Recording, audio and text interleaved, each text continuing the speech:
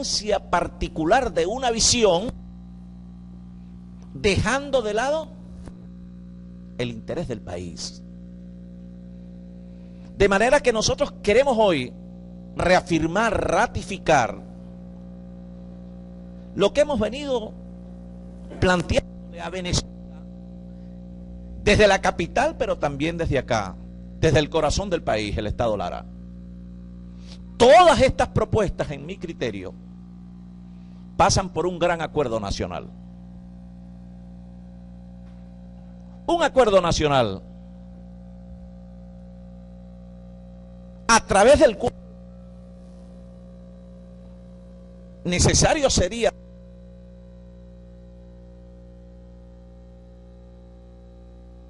derrotar, uno, el sectarismo y la polarización. Un acuerdo nacional que incluya y no excluya. Un acuerdo nacional que no solamente procure viabilizar en la práctica uno de estos mecanismos, el referéndum, la enmienda, la reforma, etcétera. Pero no podemos, queridos hermanos, ni subestimar al adversario que cuenta con todos los recursos, y de allí la necesidad de hablarle con la verdad al país, sin cálculo político. ¿Qué me corresponde a mí de X u tal anuncio? Para no seguir generando más frustraciones en la gente. Yo hablo con la verdad. Y con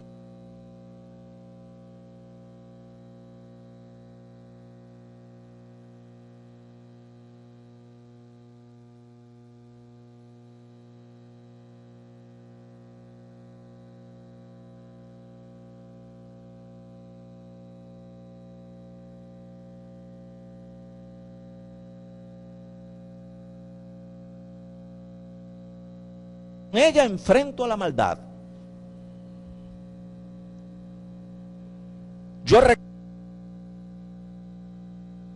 recuerdo en este mismo escenario, por allá cuando hubo expresiones de calle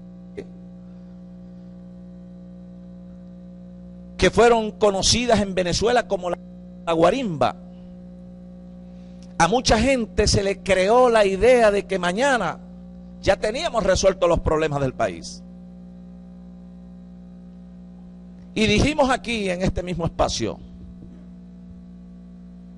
los actores de la política debemos reconocernos en el papel de intermediación frente a las necesidades de la gente. Pero obligados estamos a hablarles con claridad, con la verdad a la población. Repito, para no generar falsas expectativas y frustraciones posteriores que a la postre se convierten en elementos más agudos para la desconfianza y para la desesperanza. Hay gente que ataca.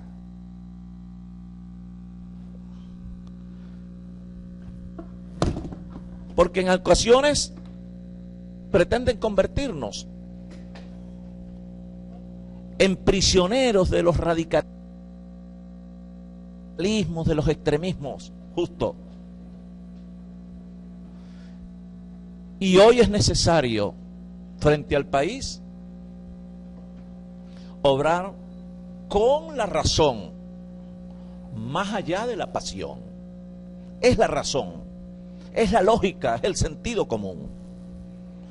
Decía que frente a todo este esquema de cosas en el país, triste sería para nosotros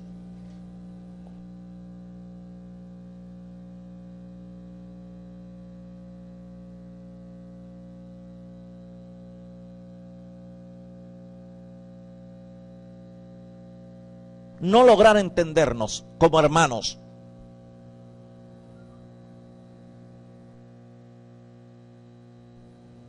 Como venezolanos, como hijos de Dios, y que tengamos que hacerlo después sobre el resultado de la anarquía, del caos, del desorden, sobre el costo social que representaría para nosotros los daños, pero más que los daños, los muertos.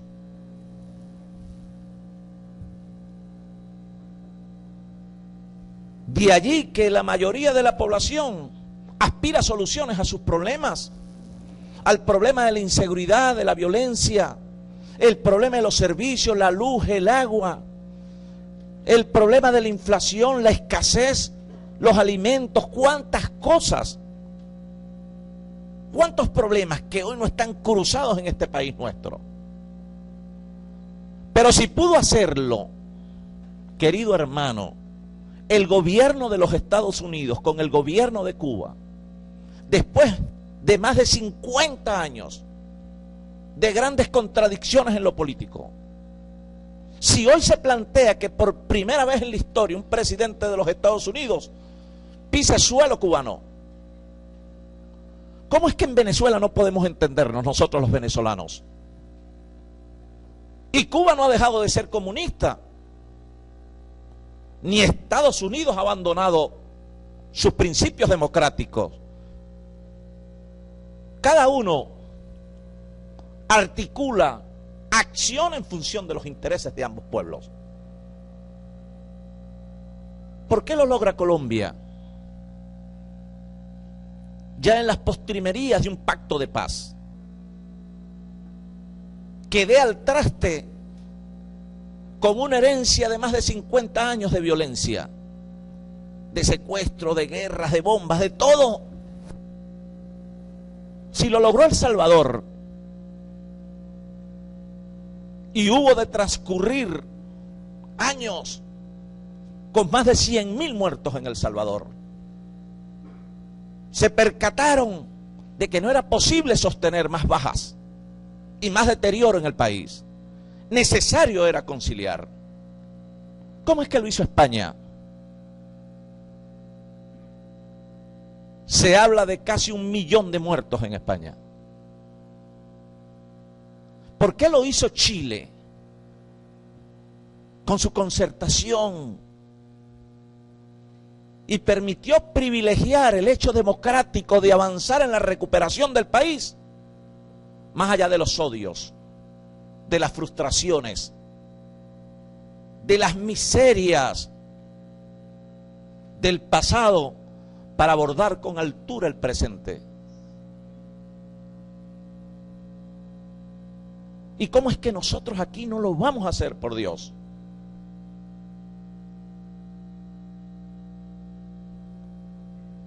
El camino es el acuerdo nacional, un gran acuerdo nacional, repito, sin exclusiones, donde diversos sectores de la vida pública del país, desde el campesino, los empresarios, los estudiantes, la academia, el empresariado, las diversas fuerzas políticas, más allá de las diferencias que tengamos hoy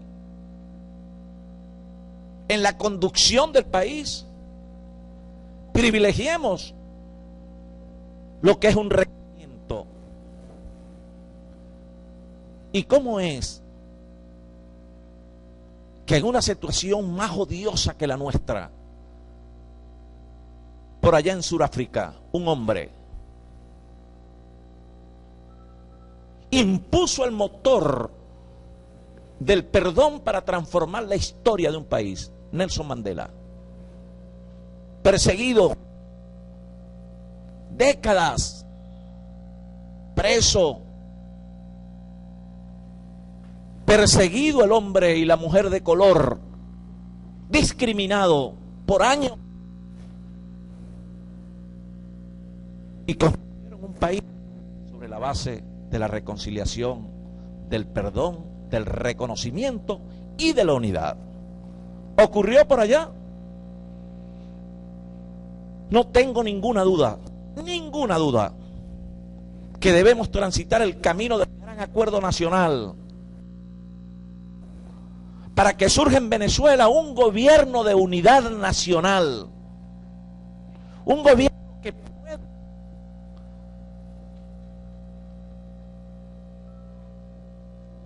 abocarse a regenerar las instituciones del país.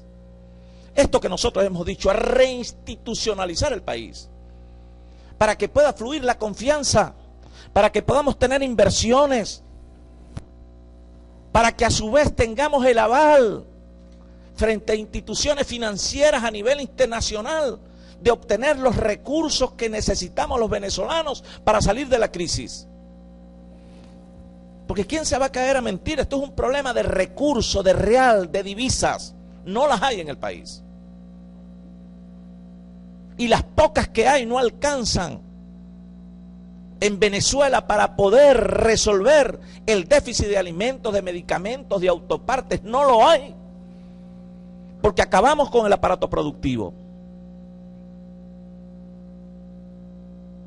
Un gobierno de unidad nacional que convoque a todos por igual, que privilegie lo económico frente a lo político, lo económico y lo social. No es la diatriba, la pelea, es Venezuela. Es la condición del ser humano. Un gobierno que no tenga distingos, ni tenga complejos frente a la iglesia católica o frente a la iglesia musulmana o frente a la iglesia evangélica. Que tome para sí el ejemplo de su santidad, el Papa Francisco, que ha roto con todos los esquemas y paradigmas en la iglesia católica en el mundo. Un líder de los nuevos tiempos, apelando a la humildad, a la sensatez, apelando al sentido común, a la racionalidad.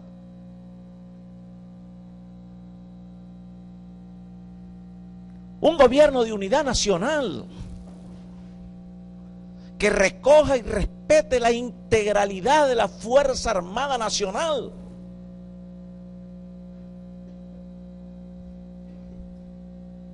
Y que a su vez promueva a través de ellas al desarrollo del país y al respeto de la soberanía nacional. Un gobierno para todos de verdad. Un gobierno que hoy se pueda sentar con Castro en Cuba y pasado mañana se siente con Obama en los Estados Unidos. Un gobierno que se encuadre, que se enmarque en el mundo global, sin hipotecar sus principios y sus valores, sin comprometer su dignidad.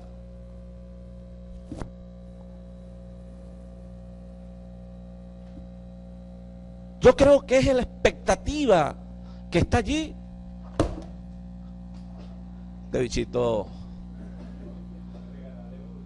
bueno, ya no aguanta más tape. Pero fíjense, digo esto porque ustedes saben, hermano, tú que estás hoy por primera vez acá en este recinto nuestro y que seguramente es la primera vez que vienes a este Barquisimeto, esta ciudad es el corazón del progresismo venezolano. Un gobierno progresista, como lo plantea nuestra Constitución. Un gobierno que nos entienda a todos, que no excluya a nadie por pensar distinto, que fortalezca el hecho democrático sobre la base de la diferencia, del debate, que recoja la crítica como una lección para avanzar sin desmayar, que no condene a priori,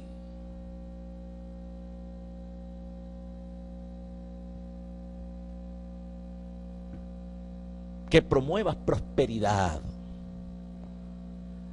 Entonces digo todo esto porque aquí en este mismo recinto,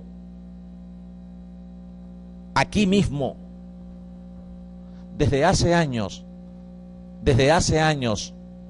no es con una visión oportunista ni de cálculo político, lo saben todos ustedes. En esta misma silla me he sentado hace muchos años y cuando era alcalde lo hacía desde allá, desde la alcaldía. Y cuando hubo de refrendar cosas positivas del gobierno, lo hicimos.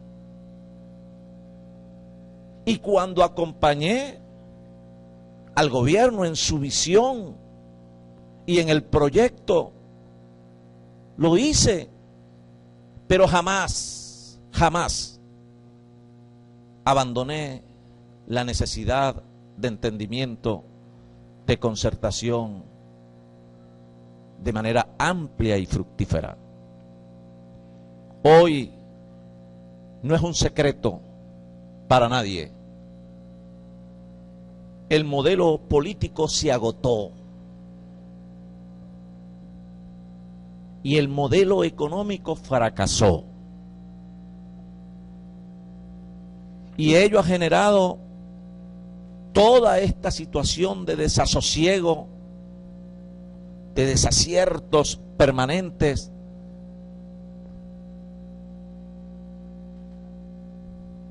y de deterioro progresivo del aparato productivo y especialmente de la economía del país.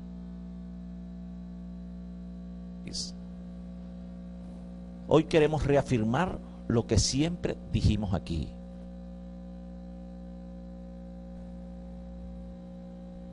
Necesario es coincidir en el país.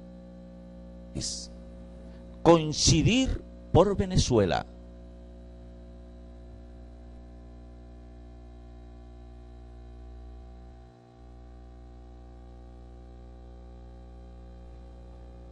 Superar los complejos ideológicos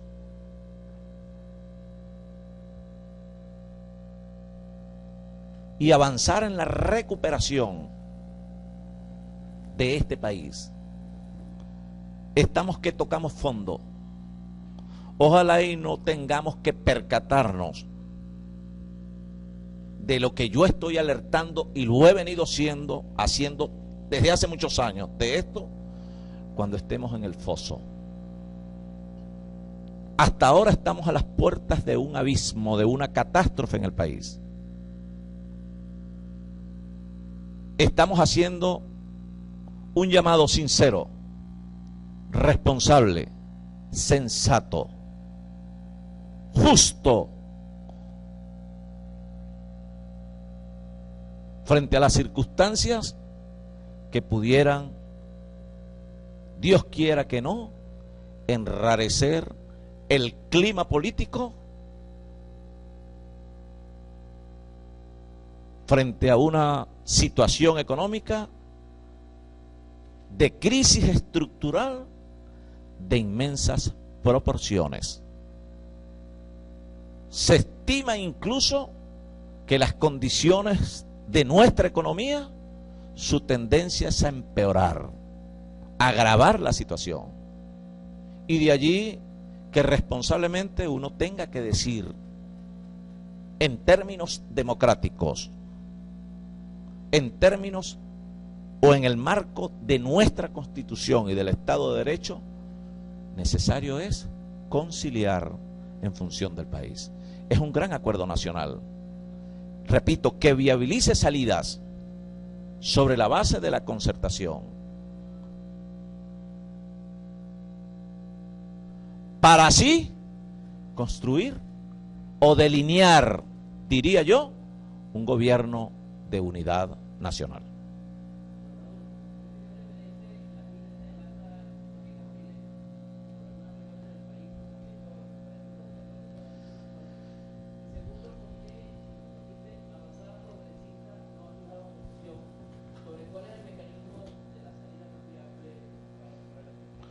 Mira, Alirio, una postura de consenso en el marco de un debate profundo, abierto y democrático en la mesa de la unidad democrática, pudiera presentarnos con una sola propuesta al país, una sola, que a su vez revise de manera objetiva y sin pasiones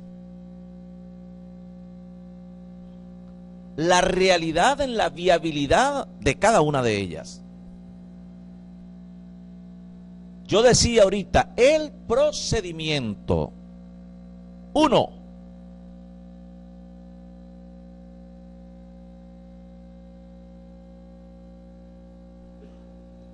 Dos, Alirio. Además del procedimiento, el mecanismo general, el tiempo,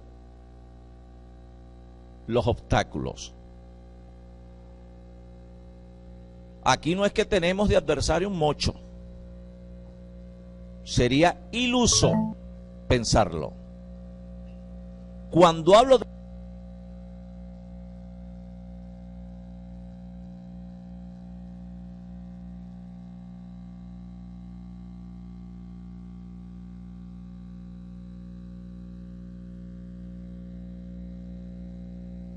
del tiempo, me refiero también al problema. Lo tenemos hoy para resolverlo el año que viene.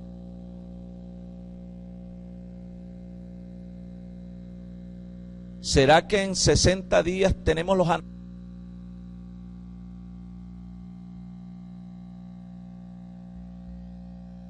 anaqueles llenos de comida y las farmacias llenas de medicina y el problema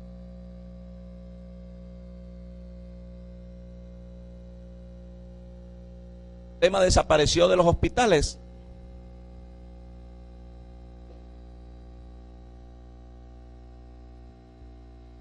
Cada salida que se plantea en el marco de la Constitución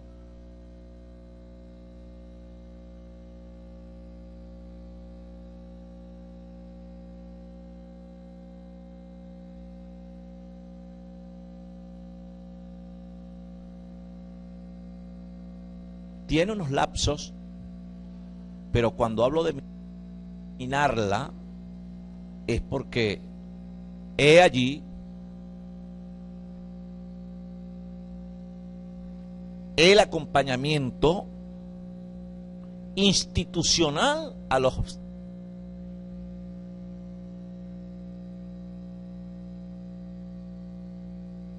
obstáculos que pudieran ponerse en el camino. Por ejemplo, el presupuesto.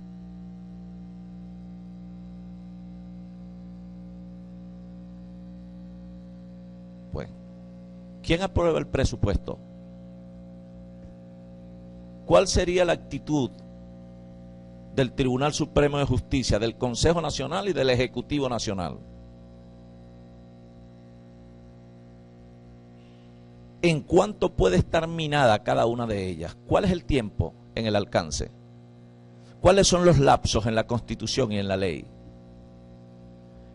Yo digo esto para que ello a su vez sea el debate al interno de la mesa de la unidad democrática, para que podamos hablar un solo lenguaje. No es como dices tú, Alirio, ¿por cuál se inclina usted? Es como decir, ¿a quién apoya? Yo apoyo lo que diga la mesa de la unidad democrática en un debate profundo, aprobado por mayoría. Hoy creo, sin lugar a dudas, que todas esas salidas, todos esos mecanismos, también están de alguna manera vinculados en su viabilidad práctica a un gran acuerdo nacional. Porque el acuerdo no es para ahora exclusivamente. El acuerdo incluso es necesario en la gobernabilidad futura del país.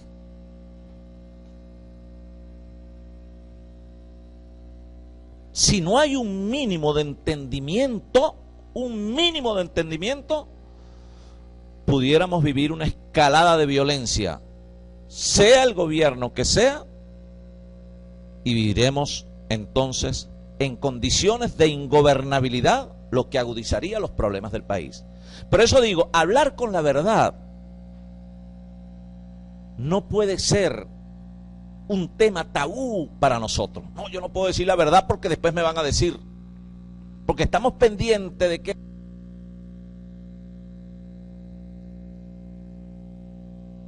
van a decir por allá, que si las redes, que si el otro. Yo creo que una postura responsable